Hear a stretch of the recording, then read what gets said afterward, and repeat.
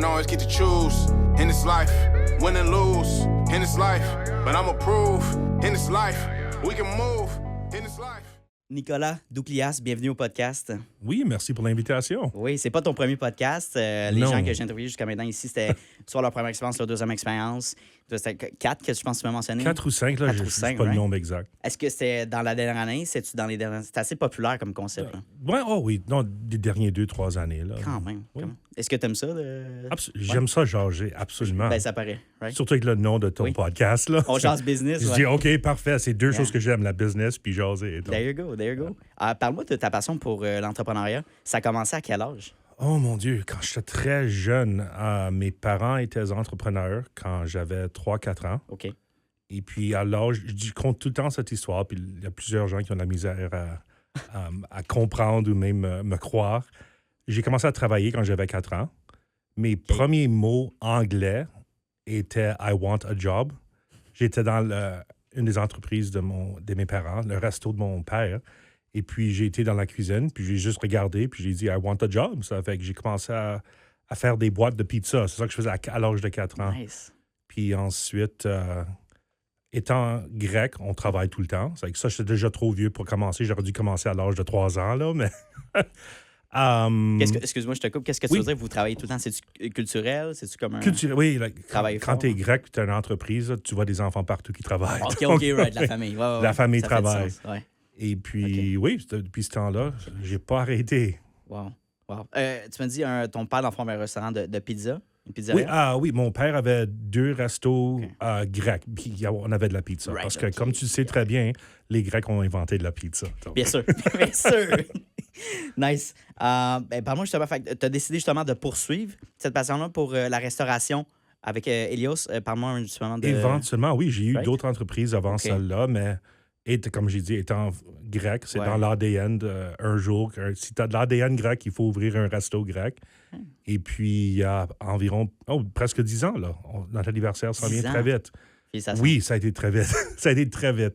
Mais j'ai dit, OK, j'ai trouvé un emplacement parfait, là, au centre Right. de la ville de Winnipeg. Si tu regardes une carte de Winnipeg, Yeah. Helios est au centre de la Tellement. ville. Ouais. Oui, oui, puis c'est Ouais. connu aussi, là. Vous êtes vraiment reconnu à Winnipeg là, comme... Oui, ça Comme fait ça. place. Parce qu'il n'y a Restauration. pas plusieurs restos grecs authentiques, là, de la vraie bouffe grecque. OK. Et puis, depuis le premier jour, moi, je veux servir les gens autant de nourriture que possible. C'est ma job d'engraisser les gens.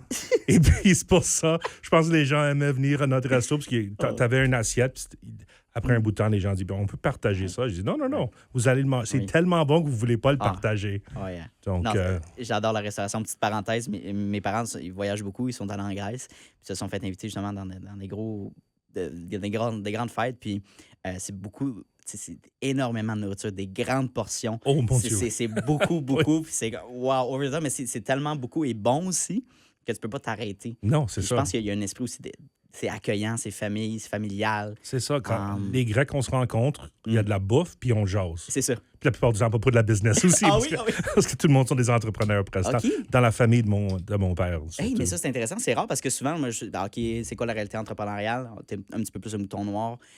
Toi, c'est Mais commun, je- l'entrepreneuriat. Oui, comme Wow. mes oncles qui étaient charpentiers, d'autres Oui. oncles avaient des Wow. boutiques, d'autres Ouais. oncles avaient des cafétérias. C'est toujours des entrepreneurs, là. Wow. Ouais, des immigrants entrepreneurs. Oui, exactement. Puis pourquoi s'établir à Winnipeg?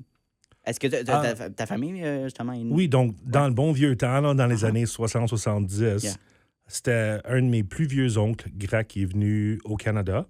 Puis ils l'ont juste placé à Winnipeg. Puis OK. ensuite, c'est lui qui a dû aider ses frères à venir à Winnipeg. Donc, c'était la raison qu'ils sont tous venus à Winnipeg. C'est parce que leur frère était à Winnipeg, il était établi là. Donc, ils pouvaient faire la demande chaque année ou chaque 2 ans qu'un autre frère vienne. Donc, ils sont venus une à la fois à Winnipeg.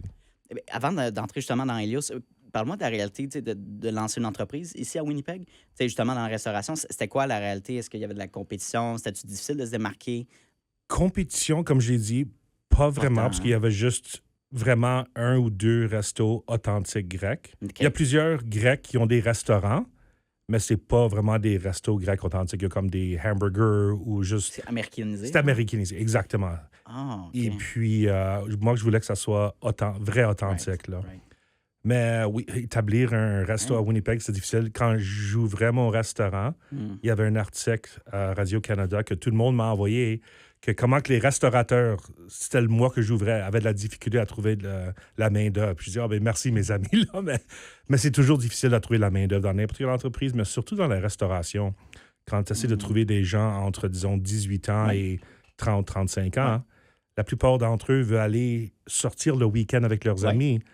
Tandis que c'est aussi le temps le plus occupé dans un resto, c'est les week-ends.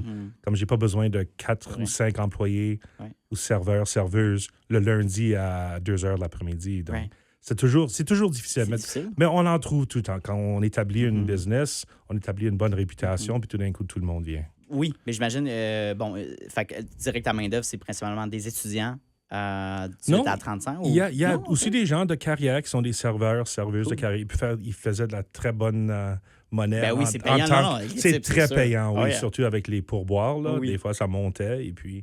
Mais c'était tout à propos de l'expérience. C'était une bonne expérience. C'était un resto. Les gens, le pourboire, c'est juste merci, madame ou monsieur la serveuse. Je veux que tu me sers la prochaine fois. Puis voici un 100 à part du pourboire que j'ai mis sur ma carte de crédit. Nice. Donc, chaque fois, il y avait toujours des clients il y avait un serveur, serveuse préféré. Là. Mais je suis vraiment curieux. Parle-moi du processus, justement, de partir le restaurant ou puis le service de traiteur aussi. Comment tu as commencé par rapport à ça? Oui, donc j'avais d'autres entreprises avant. J'étais un détaillant, j'avais plusieurs magasins. Nice. Mais je voulais toujours, comme j'ai dit, ouvrir un restaurant. Mais j'ai jamais trouvé la bonne place.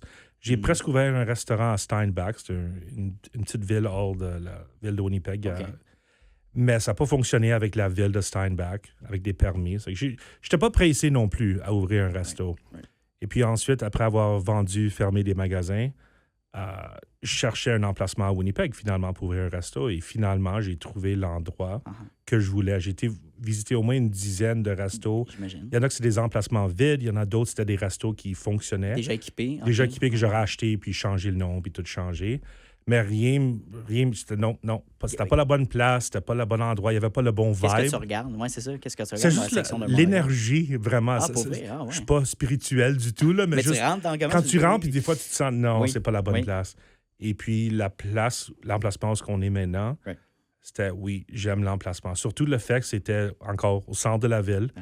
C'est le seul bâtiment, la manière que c'est fait, toutes les rues sont autour de nous, donc j'appelle toujours ça ma petite île grecque, parce que c'est juste le bâtiment, le terrain de stationnement, puis ensuite on a 3 rues autour de nous autres. Oh, wow, OK. Oui. Okay.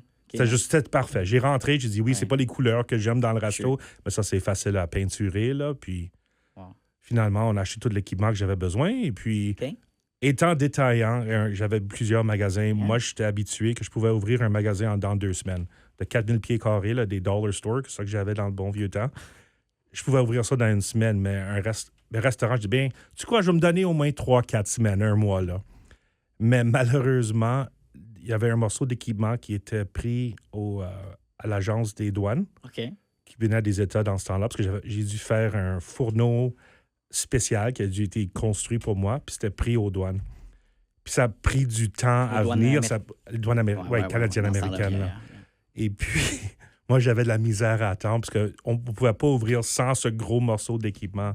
Donc, je pense que ça m'a pris 5 ou 6 semaines finalement. Wow. Mais qu'est-ce que je comprends, qu'est-ce que j'ai compris surtout, c'est que Nicolas, tu as ouvert un resto dans 6 mois. La plupart du temps, ça peut prendre 2 à 6 mois pour ouvrir un resto. Donc. Mais moi, je suis toujours pressé quand ça vient aux entreprises. Là, c'est comme, je veux commencer.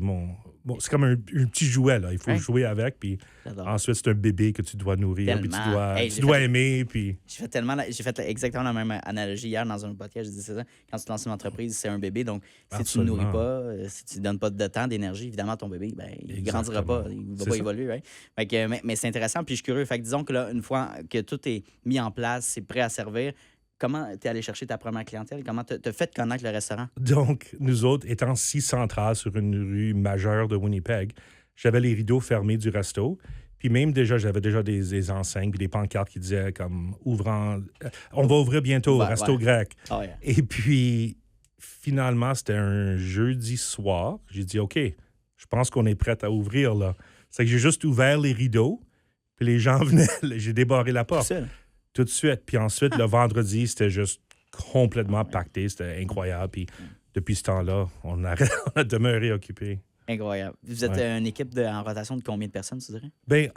Quand j'étais ouvert au public, on était au moins de 12 à 15, 16 employés, moi inclus. Wow. Ouais. Wow. Puis là, tu viens de me dire justement, quand vous étiez ouvert au public, donc là, vous avez Oui, transformé ça en format. en raison de toutes les fermetures pendant la pandémie, là, on a changé notre mode d'opération tellement de fois. Right. Et puis, c'était une bonne chose parce que la plupart du temps, quand tu es entrepreneur, tu es tellement occupé dans ta business que tu ne prends pas un recul pour regarder à la business. Yeah. Et puis, pendant la pandémie, on avait beaucoup de temps. En disant ça, on avait beaucoup de temps. On avait plus de temps. Il y a du temps forcé, oui, exact. Et puis, un an après notre fermeture, c'était le 16 mars à 14 h de l'après-midi, je ne vais jamais oublier cette date-là, en 2020, on a fermé notre salle à dîner juste pour faire du prêt-à-porter, du take-out, là, du skip the dishes, Uber Eats. Yeah. Mais un an plus tard, on était tellement occupés avec nos grandes commandes de services de traiteurs que les petites commandes étaient dans le chemin. C'est disons, toi, tu m'appelles un lundi, hey, je vais avoir 2 repas de souvlaki. Oui, pas de problème. Mais en même temps, je suis en train de faire un repas pour une grande compagnie de 500 personnes. Puis c'était un peu dans le chemin. Yeah. Ça fait qu'encore, on a pris un petit recul, puis on a dit, OK, le service de traiteur, ça fonctionne très bien. Surtout maintenant, il y avait de l'incertitude encore en 2021. Je dis, OK, on va prendre le recul, on va juste faire le service de traiteur. Donc, ça fait presque 5 ans maintenant. Ça s'en vient à 5 ans, juste service de traiteur.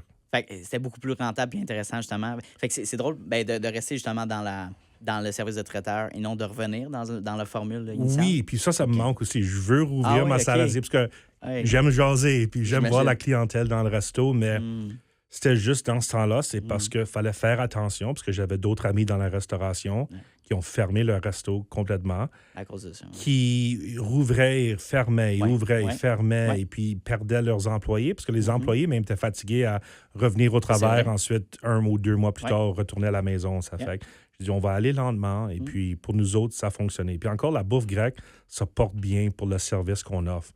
Comme si tu as des steaks ou des hamburgers, là, c'est pas quelque chose que tu peux faire comme service de traiteur.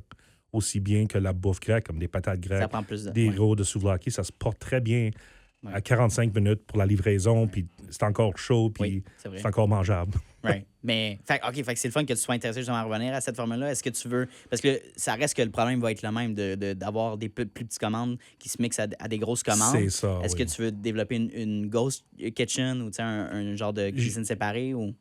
Chaque année, autour de ce temps ici, quand le printemps commence, là, j'en parle avec mon père, parce que mon père est au resto, puis il m'aide beaucoup. Puis j'y parle tout le temps, j'y pense tout le temps, puis ensuite, au mois de juin, juillet... on décide, OK, on est trop occupé, là, on va rester service de traiteur. Mais honnêtement, on pourrait rouvrir en dedans de quelques semaines. Il faudrait juste recommencer à trouver des serveurs, serveuses et plus de gens pour travailler certainement, là, parce que on offrait un plus gros service. Puis tu as touché un point tantôt intéressant. Vous êtes un ou peut-être, je dirais peut-être celui qui est le plus dominant au niveau de la nourriture authentique grecque. Oui. Qu'est-ce qui rentre en compte dans la cuisine par rapport à ça? Je pense que c'est juste le fait que, encore, moi, j'aime manger. Mon père, depuis que je suis jeune, on avait toujours des fêtes à la maison, le réveillon de Noël ou pour la Pâques. Puis ma mère puis mon père faisaient tout le temps les soupers. Puis c'était toujours des grands soupers. Puis moi, j'aimais ça parce que toute la famille venait. On était une quarantaine, une cinquantaine de personnes chez mes parents. Puis c'était toujours une grande fête. Puis c'était toujours autour de la bouffe. Puis je pense que c'est juste ça. C'est juste que la bouffe a toujours fait une grande partie de ma vie. Et puis là, je suis confortable dans ce que je fais, là, puis c'est le fun. Puis, je suis curieux, fait qu'au niveau des recettes, comment vous développez? Est-ce que c'est justement des recettes de famille que vous avez mis en place? Ou... La plupart sont des recettes de mon père. Il y en a une couple qui sont les miennes, là. Puis c'est toujours drôle, parce que les gens disent, qu'est-ce qui arrive si ton père jamais veut quitter? Je dis, le resto ferme, parce que toutes les recettes sont dans sa cervelle. Puis à part de ça, pas de farce, là, il y a un petit livret. C'est en code, puis c'est en grec à part de ça. Ça fait que moi, je peux le lire, mais je comprends pas parce que c'est un petit code. Ça dit, si quelqu'un trouve, ils vont pas comprendre. Je dis, moi, je comprends rien, puis moi, je suis dans la cuisine. Puis je sais pas qu'est-ce que tu fais. C'est incroyable. C'est quand même drôle. Là, puis c'est sa recette. Des fois, il disait à certains chefs qui étaient dans la cuisine, OK, sortez de la cuisine, là, pour jouer mes épices. Ils voulaient pas que personne... C'était drôle, mais en même temps, tout le monde comprenait. Les chefs comprennent. Quand tu as une recette secrète, là, c'est ta recette. Tu veux pas le partager avec personne. Ça, c'est clair. Même ton fils. OK, mais justement, tu parles de ton... Tu as des enfants? Non. Non? Est-ce que tu... OK, intéressant. Est-ce que ça a été une décision... C'est juste, tu quoi, j'ai toujours travaillé toute ma vie, puis je Sure. pense que j'ai juste été occupé, puis tout d'un coup, c'est juste, oh non, Ouais. ouais. Yeah, non, it makes sense. Puis je veux dire, je parle à beaucoup d'entrepreneurs. En fait, je sais même pas, tu as quel âge, Nicolas? Quel âge que tu penses? 32? Oh, t'es donc tu fais, Anthony. Pas genre J'ai 40, c'est une quarantaine 45. d'années? Ouais, c'est 45, c'est ça. Fait du sens. Yeah. Puis parce que je fais beaucoup d'entrevues avec des gens, mettons, trentaine en montant. Puis c'est toujours la question de l'enfant, à savoir est-ce que j'en veux, je sais pas, j'ai de la pression Oh, sociétale. c'est certainement difficile parce que, Mais ayant des amis avec des Oh, entrepreneurs, j'imagine, hein? c'est toujours difficile. Le père n'est pas à la maison, Oh, yeah. la mère n'est pas à la maison. Mais Tu surtout manques la des restauration. événements. Surtout dans la restauration, Surtout. j'ai passé justement au Québec un restaurateur, puis avec sa conjointe, c'est du 24/7, là. Absolument. C'était incroyable, puis ils n'ont pas d'enfants, puis ils peuvent même... Mais je me demande comment tu restes motivé et non épuisé au bout de la ligne. Sais-tu, honnêtement, c'est mon père. Mon père, quand j'étais jeune, il prenait pas de congé. Le seul congé qu'il prenait, c'était le jour de Noël.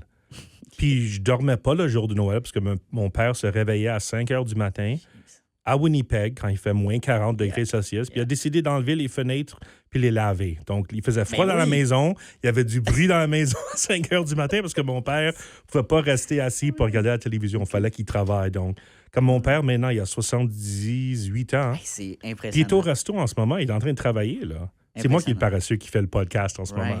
Right. Oh my God. Yeah. Mais c'est impressionnant que... Je sais pas, de voir ça, je trouve ça inspirant. Puis après, tu vas avoir des gens qui vont dire ça, ils vont dire, est-ce que c'est vraiment ça, la vie? Est-ce que ça vaut la peine de travailler? Qu'est-ce que tu répondrais à ces gens-là? J'entends ça souvent, comme les Right. gens, ils veulent Équipe toujours de le vie. balance entre la vie, mais Et moi... sordon les fins de semaine. tu sais. Moi, c'est... Ouais, ça, Exact. c'est dire. Mais je m'en vais à un gala cette fin de semaine. OK, là. voilà, c'est bon, c'est vrai. Yeah. Mais non, tu sais quoi? Je pense, moi, je suis tellement passionné de l'entrepreneuriat que ça devient partie de ma vie. Mm. Donc oui, je sors un peu plus que je sortais avant, là, quand j'avais mes entreprises ou mon resto ouvert Nice, de nice. 11h du matin à 11h du soir. Oui, Là, mais oui. c'est quelque chose que je suis tellement passionné, puis j'aime en parler, j'aime en discuter avec d'autres gens, j'aime ça. C'est comme, ça devient une partie de ta vie. C'est pas juste une job de 9 à 5 où tu te Non. rends au bureau, tu fais ton travail, tu quittes, t'as fini. Là, comme. Ça, c'est vrai. C'est presque ton caractère aussi. C'est un mode de vie. Tu sais, je veux dire, que ce soit un dimanche, un mardi, un vendredi, les tâches, il faut qu'ils soient faites. C'est ça. Puis, je veux dire, il y a toujours quelque chose à faire, j'imagine. Puis, c'est toujours du développement. Toujours, disons qu'on est en vacances ou on prend une semaine de vacances, peu importe. Le hamster va quand même rouler. Oh, absolument, right? oui. C'est comme, mais là, on est Ben, toujours mais dans moi, le bain. Tu sais. Quand je sors, puis je vais à d'autres restaurants, et puis là, je regarde la j'imagine. manière qui fonctionne, Ouais, leur ouais. cuisine, leur serveur, qu'est-ce qui manque, qu'est-ce qui est excellent Ouais. comme service. Ouais. Donc, oui, tu es toujours on. Toujours on, right? Absolument. Mais je suis curieux, est-ce que justement, tu as pris des inspirations de certains restaurateurs que tu trouvais genre vraiment wow, ou au contraire, on fait vraiment pas ça, c'est une erreur? Plutôt, on fait vraiment pas ça. OK, c'est quoi les red flags, mettons, dans un restaurant? C'est la bouffe qui est pas bonne. OK, littéralement. Qui est littéralement, ça, c'est vraiment... parce que la plupart des restos, OK. les gens pensent, je vais ouvrir un resto, Ouais. puis je vais donner de la bouffe, puis les gens vont venir. Non, il faut que ça soit de la bonne bouffe. Yeah. Puis tu peux pas juste copier un autre resto, parce que ça fonctionne pas non plus. Et puis le service est essentiel. Quand les gens rentraient dans notre resto, ils nous disaient souvent que c'était comme une vraie expérience grecque. Il y avait moi qui étais là, qui était toujours convivial avec Ouais, tous les gens. ouais. Les employés étaient contents d'être là. Comme des fois, tu rentres dans n'importe quelle entreprise, tu vois que c'est juste... Je veux pas dire que c'est un environnement toxique, mais les employés sont vraiment pas contents d'être là. Ouais, Puis tu le ressens, surtout dans un resto oui. où tu es là pour au moins 1 heure de temps. Et puis tu as un serveuse qui est juste pas content. Yeah. Puis qu'est-ce que tu veux, là? Comme dis-moi, là. Ouais, c'est ça. Ouais. Ouais. Mais non, Là, non, ça tente de donner un type après, tu sais. oui, ça, tu vas avoir une bonne une Yeah. expérience, pas juste avec la bouffe, mais juste l'expérience du resto, le vibe, comme je disais, quand tu rentres dans une entreprise. Comment tu fais justement à l'interne, là, évidemment, c'est plus un service de traiteur, mais quand vous avez une salle de dîner, comment vous faites pour développer la culture d'entreprise avec des serveurs? Comment vous faites pour encourager la motivation, tu sais? Mais je pense que c'est toujours dans toutes mes entreprises, pas juste Ouais. le resto. OK. C'était que moi, j'étais là, puis moi, je travaillais, puis il n'y avait aucune tâche que je faisais pas. J'étais pas comme le gros boss qui s'assit dans le coin, qui dit OK, Fais ça. fais ça, ouais, fais c'est ça. Non, non, ouais. OK, il fallait épousseter, il fallait nettoyer les planchers, il fallait aller laver les salles de toilette. Là. Je faisais tout, comme. Right. C'était pas juste toi fais ci, toi Exact. fais ça. Puis mon père, même chose. Il voyait mon père qui Dans ce temps-là, il y avait 60 quelque chose. Puis lui aussi, il était dans la cuisine, il travaillait, il passait la vadrouille. Là. C'était pas juste. Exact. C'était pas lui le gros boss qui était dans le coin et Il y a- disait à tout le monde quoi faire. Il n'y a pas de stage, là. Fait que c'est de mettre tout le monde sur un pied d'égalité. Oui, un C'est peu vrai. comme il comprenait que oui, c'était mon resto, mais de toute façon, c'est comme Nicolas le fait. Comme, il nous demande pas de faire quelque Non. chose que lui ne ferait pas lui-même. Exact.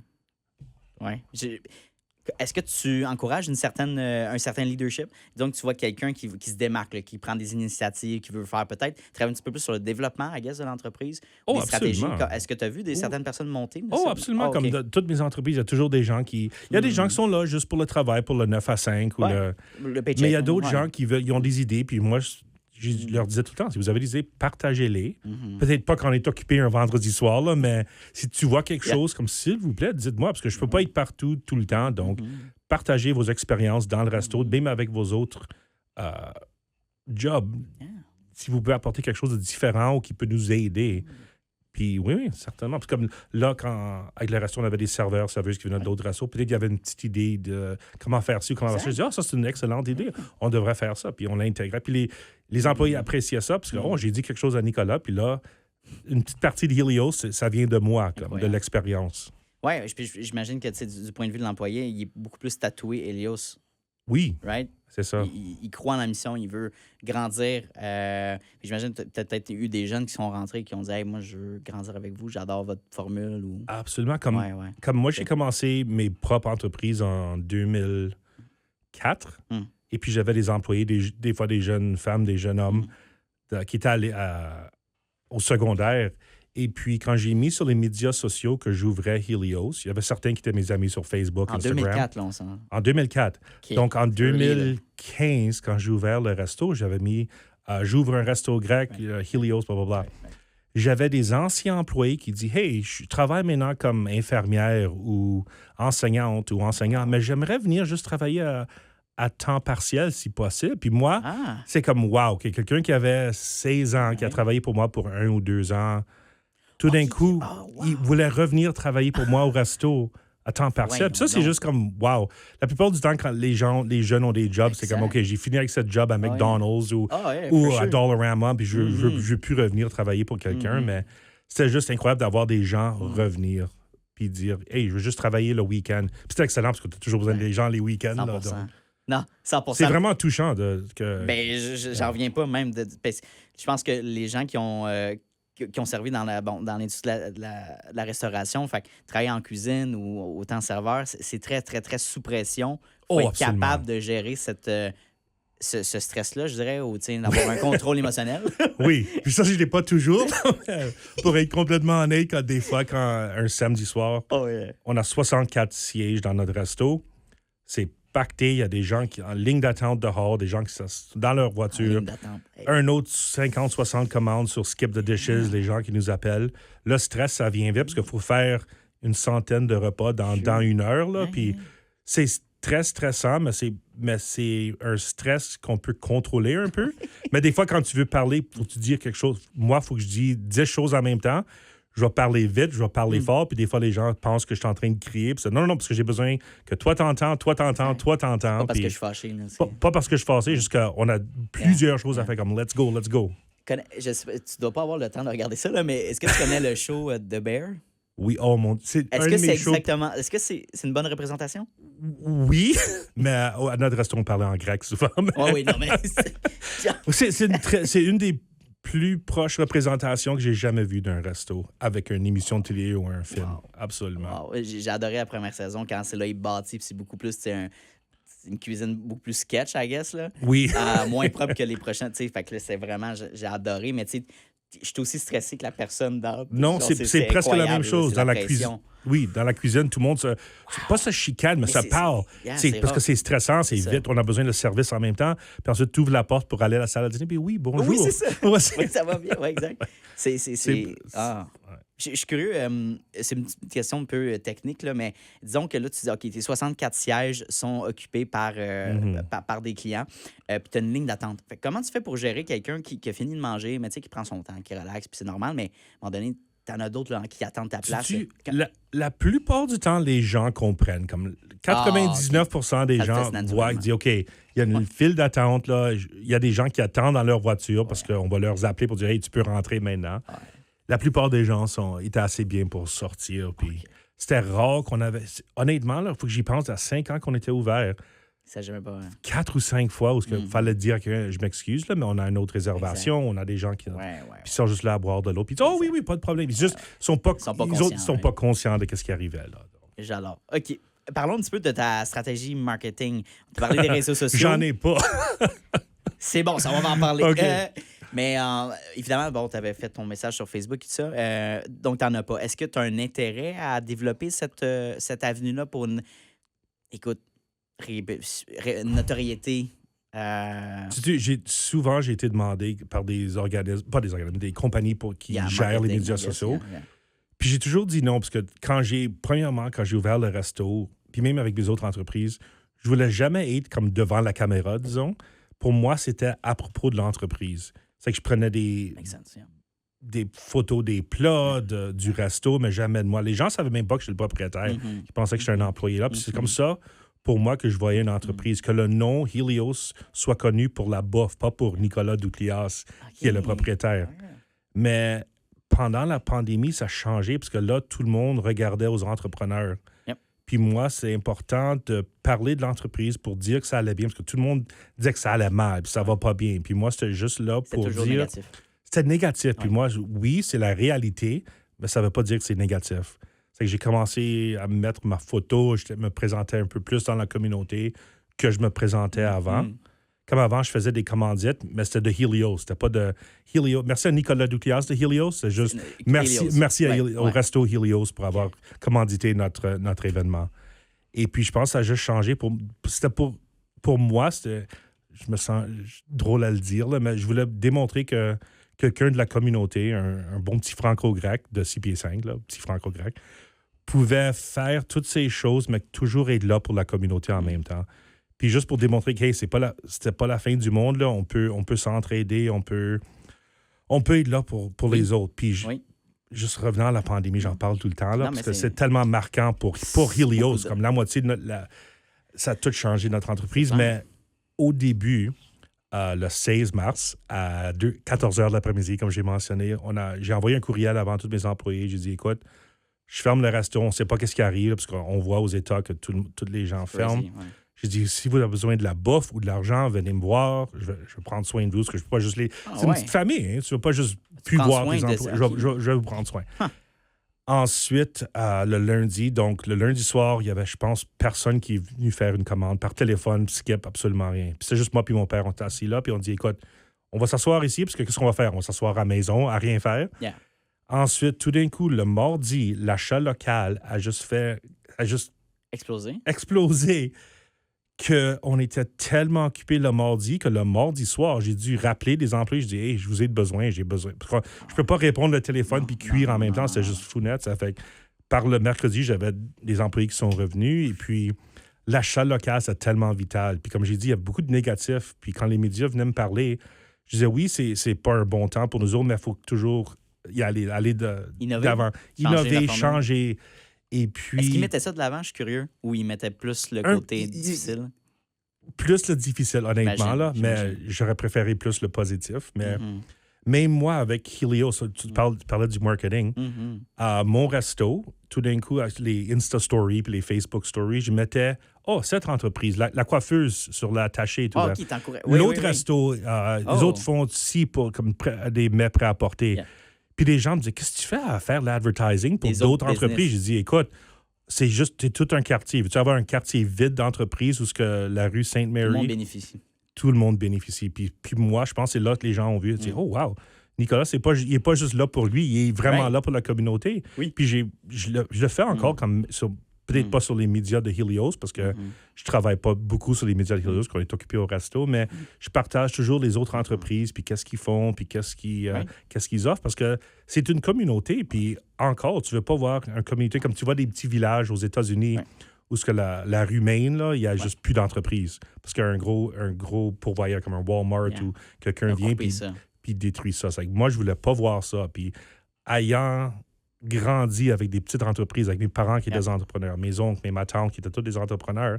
Si on ne peut pas laisser ça passer, On ça peut va pas être- laisser. je vais faire le marketing pour les Ouais. autres, j'espère, parce que je sais qu'eux autres aussi sont occupés. C'est juste un entrepreneur parfois qui restait dans leur boutique à cadeaux Yeah. ou leur resto. Puis Puis d'acheter local, c'est tellement important. Faut pas sous-estimer ça. C'est le nerf de la guerre de notre économie aussi. oui, j'ai Euh, pas le chiffre exact parce que Ouais. j'ai fait plusieurs entrevues pour en parler. Ouais. Mais c'était pour chaque dollar que tu dépenses à un entrepreneur local, 66 cents revient à la communauté.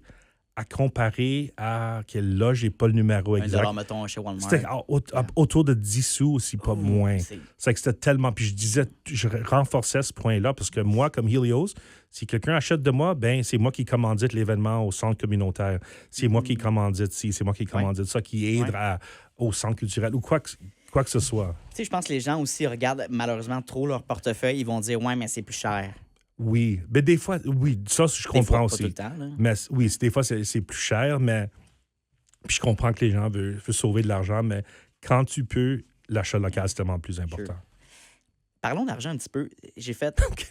4-5 podcasts. Comment tu fais d'argent? Non, c'est pas vrai. Non, j'ai fait beaucoup de podcasts comme tu sais ici, puis il y avait toujours un concept qui revenait précisément à Winnipeg, Manitoba, disons, Bargain City. Wholesale City, on Wholesale appelle City, ça. ou genre négocier les bons Oui. deals. Est-ce que c'est une vraie réalité? Oh, absolument. So, Oh, donc, wow. en parlant de mes magasins, j'avais des magasins de dollars, comme les dollar stores. C'était tout indépendant, j'avais pas une franchise ou rien. Et puis, j'avais des magasins qui vendaient jusqu'à 5 J'en avais une coupe qui c'était juste 1 ou moins. Puis des fois, juste pour faire un peu de compétition, j'allais 88 cents ou moins. Puis les gens venaient, c'était la fin du monde, puis C'est il fallait... la folie, là. C'est la folie. Puis tout d'un coup, quand le prix remontait à 1 après une semaine ou deux, il y avait des gens qui venaient, ils achetaient. Je me rappelle, il y avait une dame qui avait acheté 100 cartes de souhait comme pour de fête, pour toutes sortes d'affaires. OK. Elle achetait pour toute l'année. C'est que l'employé a tout compté, puis c'était 100 puis ça venu comme à 100, dans ce temps-là, avec les taxes, c'était 114 Puis la dame a dit, je pensais que tout était 88 cents. Elle a dit, oh non, la vente a terminé, c'est retourné à 1 Ah, OK. C'est que la femme s'est mise de côté. Elle a acheté 3 cartes au lieu. Pour Pour oui, parce sauver... que pour Yeah. sauver le 12 cents. Donc, ça c'est l'exemple qui me vient en tête tout le temps. Là, on parle, on est en quelle année, cette situation-là? ça, c'était en 2009, 2010, là. Fait que c'est vraiment... OK, fait que je trouverais ça intéressant. OK, fait que c'est vraiment... Ça a culturellement, toujours- tu dirais, c'est comme un peu les... C'est presque, c'est citoyens. la ville. C'est pour ça qu'on est connu comme Wholesale City. Mais Je savais ma pas. mère avait une Mm. boutique à cadeaux dans les années 80. Mm. Puis c'est une boutique qui vendait comme de la marchandise, comme un vase de 1000 OK. une statue Ouais. d'une dame de 2000 Sure. Puis tout le monde qui rentrait voulait tout le temps un auberge. Puis tu sais, avoir un rabais de ci, un rabais de ça. C'est juste, les gens sont habitués à ça. Je pense que c'est ça. Ouais. Ben, est-ce que d'avoir cette mentalité-là, c'est plus difficile de se démarquer comme entrepreneur? Si tu veux te lancer une entreprise, c'est plus difficile d'assumer Je pense que c'est nos quelque prix? chose qu'on garde en tête souvent. C'est Mm. comme, OK, je sais, si je vends la marchandise de 2000 là, Ouais. quelqu'un va demander pour un rabais. C'est que certainement, peut-être je devrais le mettre à 2500, donc je peux le reculer. Ouais, c'est- il y a cette... C'est OK. toujours en tête, absolument. Puis même moi, je le fais comme quand moi, j'avais mes magasins, puis j'achetais localement de d'autres grossistes, disons, d'autres pourvoyeurs. Je disais, hey, puis tu me donnes une meilleure aubaine, je vais en acheter pour mes 5 magasins Ouais. au lieu de juste un. Donc, Right. Puis je pense que c'est tellement intéressant de voir un peu ce qui se passe ici parce que Yvan m'a parlé de ça. Puis il dit, nous, la perception qu'on a, mettons, mettons, on parle d'Ontario, du Québec, peu importe, vous êtes plus des dépensiers. Fait que vous rendez plus ou moins vos dépenses, vous achetez pour profiter ou le lifestyle un peu. Puis ici, c'est un petit peu plus épargné, regarder où est-ce qu'on met notre argent, voir l'investissement aussi. Fait que je suis comme, comment ça se transfère en business aussi. J'imagine comme un entrepreneur ne peut pas avoir cette mentalité-là. Si tu veux investir, développer Non, des c'est projets, ça. right, tu peux pas... oui, pour moi, comme- la chance, quand j'ai pas de famille, c'est que je peux juste dépenser. Je n'ai pas des Sure. enfants qui me coûtent des centaines de mille de Non, dollars. mais c'est un là. bon point free, là, c'est vrai. Mais Right. tu veux quand même épargner, comme moi, je voulais épargner, pas pour moi, mais pour la business. Parce que si je peux épargner ici, ça veut dire que je peux acheter plus de marchandises, Ouais. pour vendre plus de marchandises, pour que le magasin fait plus de profit. Ou avec le resto, je veux vendre plus à un montant un peu moins cher, Ouais. afin que je puisse embaucher d'autres gens, parce qu'on est tellement occupé, au lieu de faire travailler une personne tellement d'heures, Comment est-ce que qui est ça très va? fatigant, tu peux embaucher une ou deux autres personnes qui peuvent aider. Puis c'est toujours pour aider l'entreprise. Puis quand je parle d'entreprise, je parle pas juste du profit, mais juste l'entreprise entière, les employés. toute la structure pour que tout le Toute monde la bénéficie structure. de ça, mais C'est ça. et non dans le but de faire d'augmenter ton salaire ou d'augmenter tes dividendes juste pour oui, tu veux épargner ou une business, mettons tes costs pour développer ces projets-là, right? Fait que j'aime ça. Oui, c'est ça. Ça. Sans les employés, on ne peut pas avoir notre entreprise. Non, exact. Ouais. Right. Parlons un petit peu de l'entrepreneuriat. Est-ce que tu dirais que tout le monde devrait essayer un parcours entrepreneurial dans leur vie? Ou c'est trop risqué? Sais-tu quoi? Ça dépend de la personne, de ta personnalité. Parce que j'ai plusieurs amis qui me disent tout le temps « Oh, j'aimerais ouvrir mon entreprise, mais j'ai juste... Le stress, ça me tuerait. » C'est juste trop pour moi. L'inquiétude, ouais. J'ai eu des amis qui ont vu ce que j'ai fait. J'ai une amie en particulier qui a dit « OK, wow, je pense que je peux faire ça. Nice. » C'est que je lui ai aidé un peu à ouvrir son entreprise. J'adore. Mais après 1 an, elle n'en pouvait pas. C'était trop de stress pour elle. C'est qu'elle a juste fermé son entreprise. Puis je pense que c'est le temps aussi, parce que la plupart des gens pensent je vais ouvrir mon entreprise puis je vais faire de l'argent immédiatement. Première année, right? La première année, ça va être tellement payant. Je vais me faire des 200 000 $. Sure. Je vais m'acheter une Mercedes-Benz, une nouvelle maison. Tu vas être riche puis- facilement. Là. Exactement, mais c'est du travail. Le monde ne voit jamais qu'est-ce qu'on fait derrière les scènes. Yeah. Comme moi, je fais un post sur Instagram que j'étais à un gala, Exact. mais ils ne voient pas que j'ai travaillé 75 heures cette semaine au resto en train C'est ça. en train de faire comme environ 5 000 repas. Comme, ils ne voient pas ça. Right. C'est pas quelque chose que je fais, que j'en parle trop, là, mais c'est juste... Avoir une entreprise, c'est beaucoup de travail. Il y a du stress. Puis, fait que tu dirais, quelqu'un qui veut se lancer, qu'est-ce que tu lui dirais dans le sens que pour pas qu'il se démotive? De genre, Non, tu vois, c'est genre, Non. pourquoi tu fais. Dans le fond, ma question, c'est pourquoi faire autant d'efforts, right? parce que tu as une liberté, disons. Moi, j'ai travaillé pour un très petit bout de temps pour le gouvernement canadien. OK. Hey. C'était vraiment pas pour moi. Après l'université, j'ai dit, tu sais quoi? J'ai toujours été dans l'entrepreneur. Je veux me trouver comme une vraie job de 9 à 5. Puis qu'est-ce qu'il y a de l'opposé d'un entrepreneur? Aller travailler Un pour le fonctionnaire. gouvernement du Canada. Exact. C'est que j'ai fait ça pour peut-être 6-7 mois. Comment Au ça a début, été? c'était le fun parce que je travaillais la nuit. OK. Puis il n'y avait pas tant de gérants autour. Mais ensuite, quand c'est revenu comme à la vraie 9 à 5, c'était juste pas pour moi. Moi, ça fonctionnait pas. Puis les gens, ça travaillait pas, c'était pas motivé. Il y a plusieurs gens qui me disaient tout le temps que je suis seulement ici pour la pension ou pour les bénéfices pour ma famille. Je sais pas parce que là, je pense que ça me tente. Je suis pas parce que right? parce que ça me tente de faire tout ce travail. Ça, que j'ai Fait que dit, OK, tu peux pas rester dans cet Non, environnement-là quand non. J'étais pas motivé. Right. Puis à la fin, c'est pour ça que j'ai quitté. C'est juste que j'étais vraiment pas motivé à le faire. Puis Ouais. en dedans d'un an, j'ai commencé à ouvrir tous mes Ouais. propres magasins. Oui, puis j'imagine aussi dans ce contexte-là, c'est gouvernemental, c'est que, mettons, tu as une mentalité que tu veux développer des projets, tu veux améliorer un Oui. processus, tu vois quelque chose qui est arriéré, tu dis impossible qu'on fasse ça, ça me prend 5 heures, on pourrait le faire en 1 heure. Ouais, On puis- veut planter ça, il faut que tu passes par 15 personnes, puis potentiellement que ça marche pas. Là. Exactement. Fait que, puis là, quand tu te lances en affaire, t'es comme. Hey, le je peux fait faire live, ce que ça je va veux. prendre 5 secondes. Exactement comme là, je siège sur plusieurs conseils d'administration.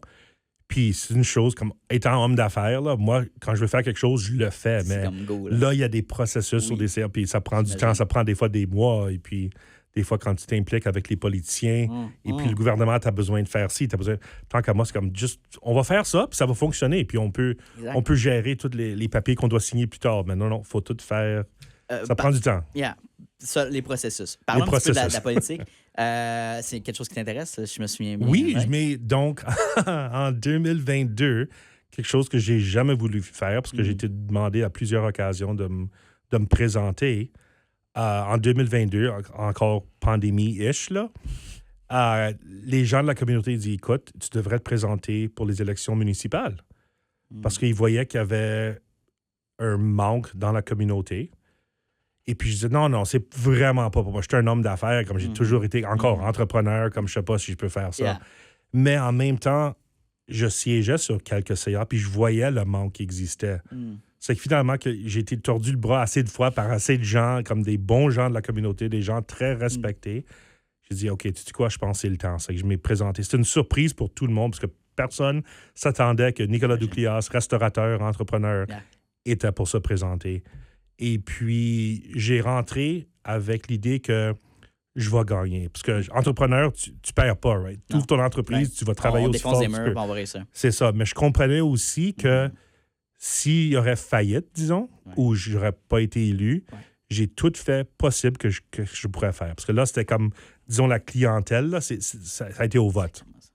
Mais quand même, je suis toujours fier du 26% du vote que j'ai eu. Félicitations. Surtout pour un inconnu, parce que j'étais vraiment, comme je te disais, j'étais toujours derrière la caméra. Je n'étais jamais en avant du caméra. Et puis... T'étais pas brandé ou reconnu. C'est de ça, cette oui. C'était pas manière-là, comme, ouais. ça, c'est Nicolas Douglias qui Ouais. marche sur la rue Provencher. Ouais, là. ouais, C'est juste ouais.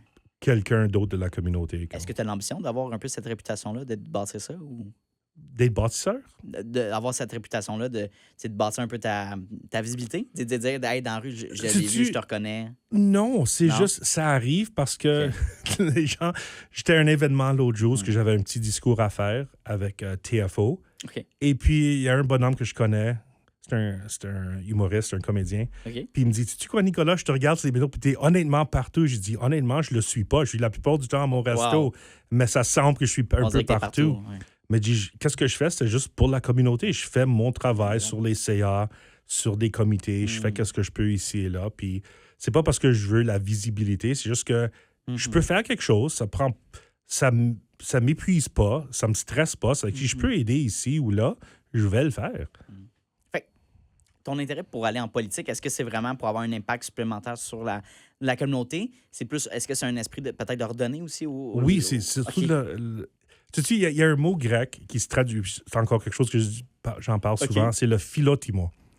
Le philotimo, c'est comme un mot grec il n'y a aucune traduction dans n'importe quelle autre langue.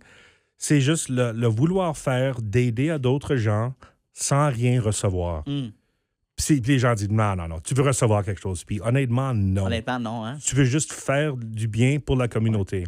Mes parents, des années 80 jusqu'à les années 2000, avaient des entreprises. Ils faisaient des dons partout. Ils aidaient à la communauté. Puis si tu leur demandes à la communauté dans ce temps-là, ou même maintenant leur nom, aucune idée. Parce que c'était juste, on va faire ce qu'on peut pour aider, puis that's it. Mais mon père me disait, comme on aide la communauté, puis on aide la communauté pour aider la communauté. Ah, tellement. J'adore cette mentalité-là. Puis les gens ils vont toujours penser, quelqu'un fait quelque chose pour quelque chose. Il y a en un retour. agenda, il y a quelque toujours, chose. Oui. même si, non, il y a toujours une mission d'essayer de crosser quelqu'un ou de stab in the back. Mais, puis, parenthèse par rapport à ça, au Québec, j'ai passé en entrevue un homme que sa vie en ce moment, c'est d'aider les autres. Donc, il fonctionne juste avec des dons. Fait que quand je dis aide, c'est des petits travaux manuels, poser des tablettes, laver des gouttières. C'est juste de l'aide physique. Puis il se déplace chez les gens, puis il fait ça. Mais gratuitement, dans le sens comme c'est des dons du public, ils ne chargent pas ça. Puis vraiment, il y a une mission d'aider. Puis je suis comme, je vais t'aider aussi avec du marketing pour t'encourager. Mais c'est la première personne que je vois ça. Puis tu sais, qui est honnête, qui est authentique, tu le vois, qu'il n'y a pas d'arrière-pensée. Puis que ce qu'il dit, c'est vrai, puis ce qu'il fait, c'est vrai. Mais c'est rare. Puis quand on met ça de l'avant sur les réseaux sociaux, par exemple, les gens vont toujours dire, hey, ben oui. Genre, je sais pas, c'est un OBNL, mais genre, il s'encaisse l'argent. Ou tu sais, comme, il y a toujours une mission de faire du cash autrement. Oui. Est-ce que c'est si difficile de croire qu'on veut aider les gens pour les aider? Des fois, oui, parce que les gens disent, qu'est-ce que tu veux? Qu'est-ce que tu veux de ça? Mais pourquoi tu veux faire ça? Right? Je veux aider la communauté. Comme là, en ce moment, je siège au CA du musée de Saint-Boniface, le bâtiment le plus vieux à Winnipeg. On a passé là, ouais. Oui, puis il est fermé en ce moment parce qu'il était pour tomber. Donc, on a dû fermer le musée, puis on a besoin de 6 millions de dollars pour les réparations. Puis là, moi, j'ai rien de tout le travail que j'ai fait, que je vais faire pour ce musée.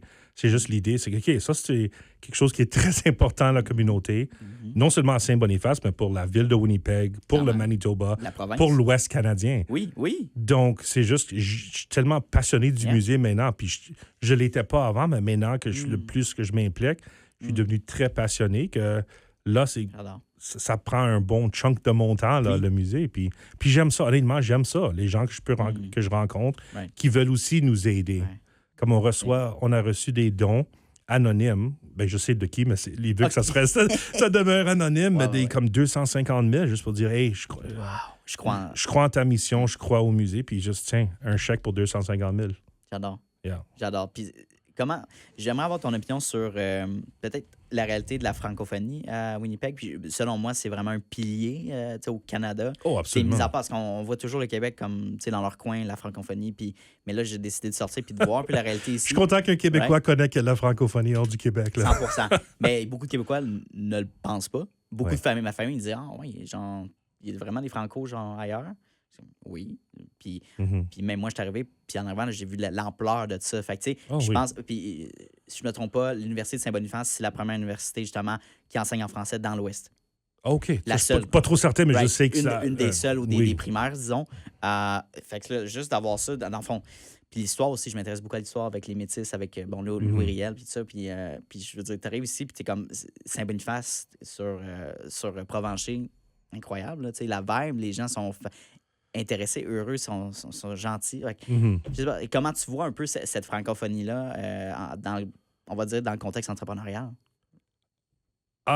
Honnêtement, il y a comme on a la Chambre de commerce francophone de Oui, Saint-Boniface, OK. mais c'est pour tout Ça le ressemble. Manitoba aussi, parce que OK. Saint-Boniface, il n'y en a pas tant d'entreprises qui Non, sont... non, fait que c'est plus à gérées- large. Ouais, at large. C'est juste que ça a commencé à Saint-Boniface, je crois, mais c'est juste ça s'est élargi. Mais il n'y a pas autant d'entrepreneurs franco, c'est difficile d'en en trouver, mais il y en a toujours. Comme moi, j'ai été découvert par... c'est drôle à dire, j'ai été découvert, mais c'était un ancien animateur d'Envol 91 FM. Ça, c'est notre radio communautaire locale. Yeah.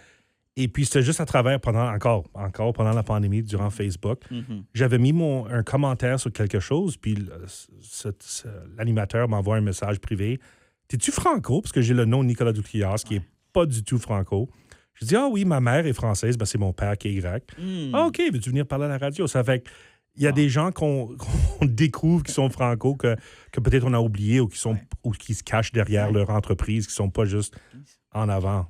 Mais la francophonie, là, ça change aussi à Winnipeg, certainement.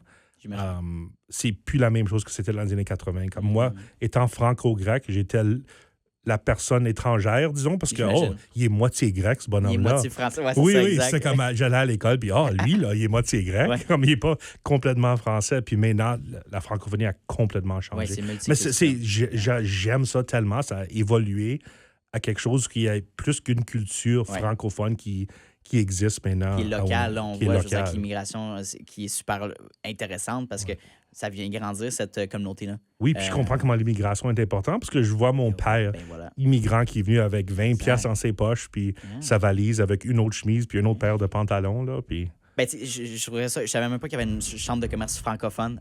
Puis Oui. ça m'intéressait justement de. Peut-être. Je sais pas si c'est le contact de la personne. Oui, qui non, est en charge. certainement. J'aimerais ça peut-être justement être membre, là, rendu là. Mais parce que je pense que c'est ça. Tu sais, mon but, comme je te disais tantôt, c'est de m'établir aussi ici. Puis bâtir un peu de réputation. Fait que, où est-ce que je peux commencer? C'est quoi les endroits peut-être? T'en as une à mauvaise parler? maintenant avec moi, là, ça. Right? Quoi? C'est pas. J'ai la mauvaise pub avec Je taquine. Non, je taquine, non.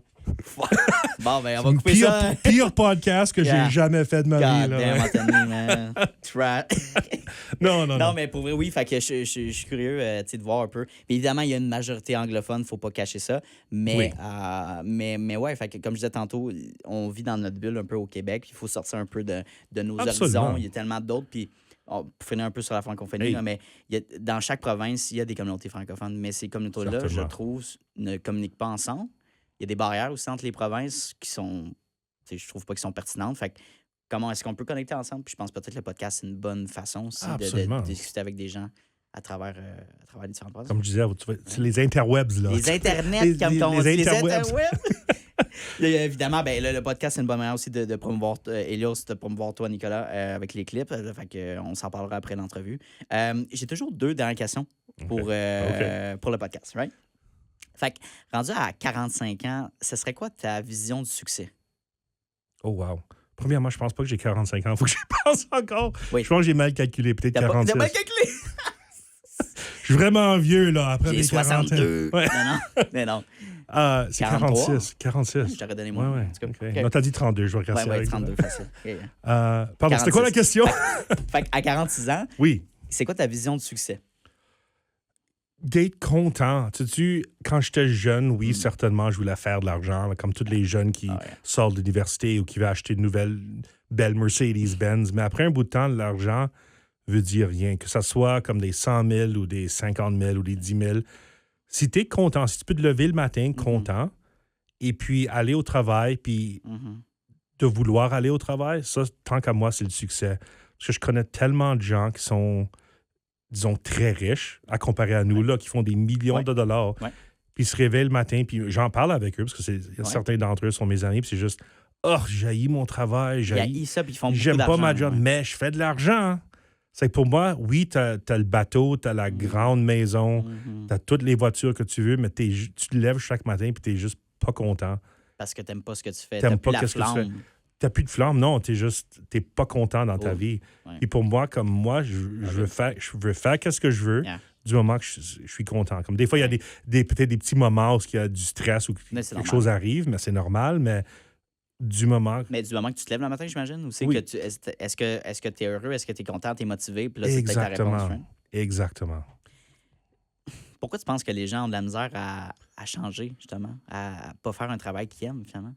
Tu sais quoi? Les gens sont habitués à faire qu'est-ce qu'ils font ou qu'est-ce que leurs parents ont fait ou leurs grands-parents ont fait. Mm. Puis ça revient au travail. Comme j'ai dit, j'ai quitté la job au gouvernement. Hein. Mm. Mais 2 semaines plus tard, j'avais déjà payé pour un tournoi de golf avec tous les autres gens de ce travail-là. OK.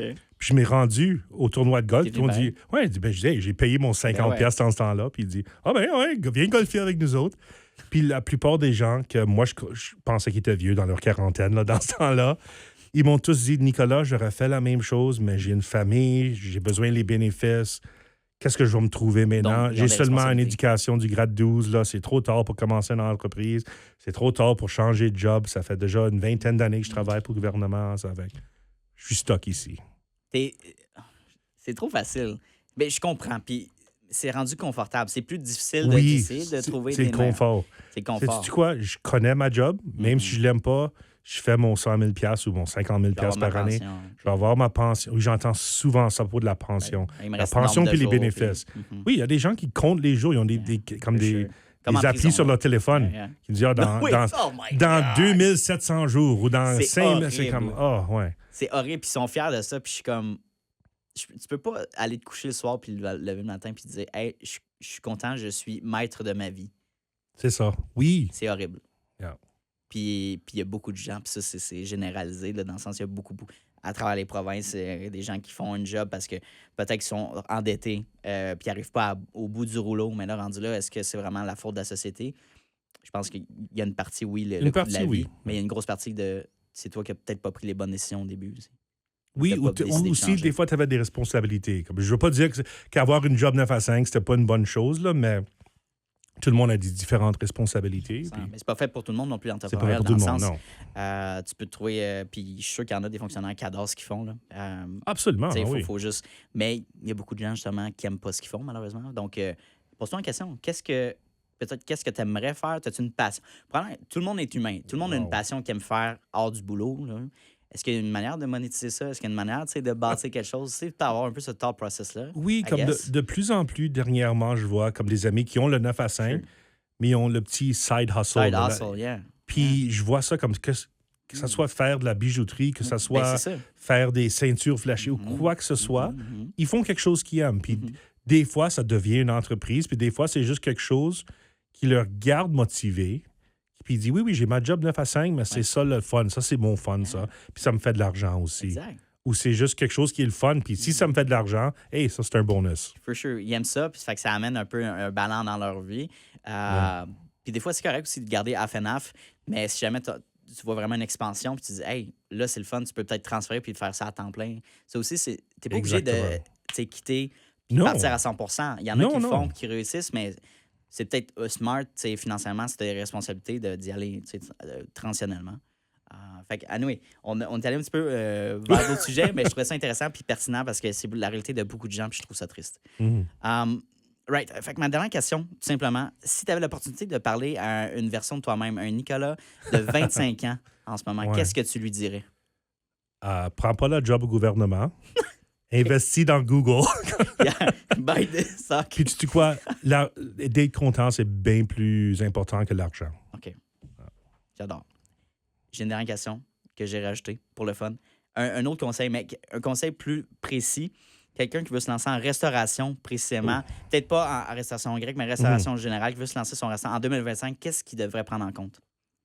En premier lieu. C'est une des entreprises les plus difficiles à maintenir. OK. Parce qu'on voit la faillite des restos tellement souvent dans les premières, les quelques mois, des fois, les premières années. Donc, c'est très difficile, mais si tu aimes ce que tu fais puis tu t'offres un service exceptionnel, ça va fonctionner pour vous. Ça va fonctionner. Right. Ouais. Excellent. Excellent. Nicolas, écoute, c'est short and sweet. On a fait presque 1 heure, c'est comme 5 minutes. Pour vrai, j'ai vraiment aimé mon expérience. Merci pour ton temps. Comment t'as aimé ce moment-là avec moi aujourd'hui? Non, c'était le fun. Je t'envoie ma facture pour l'1 heure là, qu'on était ensemble. Yeah, c'est comme 2-3 000, là, mais on va ajouter en conséquence. Yeah. Oh, okay. Mais je te fais 1500, c'est bon? OK. Awesome. Non, I appreciate your time. Puis c'est vraiment nice. Je trouve que c'est des belles discussions qu'on a. C'est honnête, c'est authentique. Et ce que je propose à mes invités, c'est toujours de faire un part 2 dans 6 mois. Fait que keep in touch, les nouveautés, qu'est-ce qui s'est bâti ton côté. Faut que je me rends au Québec ou tu veux revenir ici? Ben, comme je te disais, on veut partir un studio ici. À moins que si tu fais un trip à Québec, tu es invité à Montréal dans notre studio aussi. Ça fait tellement longtemps que j'ai pas y été. Non, est-ce que tu as un intérêt de... Absolument, du Montréal. Là. Montréal ou de la ville de Québec? Sur la ville de Montréal. Ville de Montréal, absolument. L'île de Montréal, excuse-moi. Fait qu'on est dans... Tu connais-tu un peu les quartiers ou... Oh mon Dieu, ça fait comme une 30aine d'années là, déjà. On est comme proche de Laval, mais c'est sur l'île de Montréal, entre ces quartiers. So anyway, mais sinon, on fera ça ici à Winnipeg for sure. Fait que dans 6 mois, tu es toujours là, baby. Sure. Merci encore pour ton temps. Non, merci. C'était bien le fun. Yeah. Hey, salut, ça fait déjà la 2e fois qu'on se voit dans cette même vidéo-là. Donc, merci de ton attention, puis merci de ta discipline, parce que c'est un mince pourcentage des gens qui sont capables d'écouter du début de l'épisode jusqu'à la fin.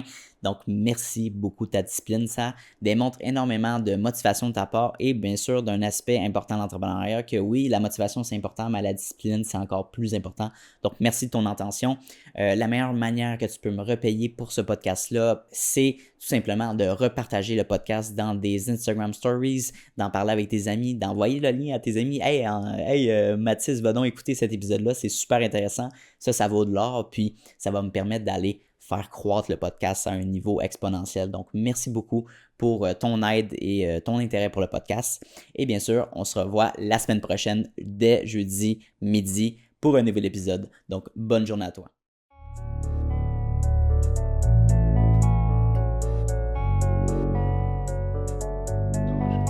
You don't always get to choose in this life, win and lose in this life, but I'ma prove in this life we can move in this life.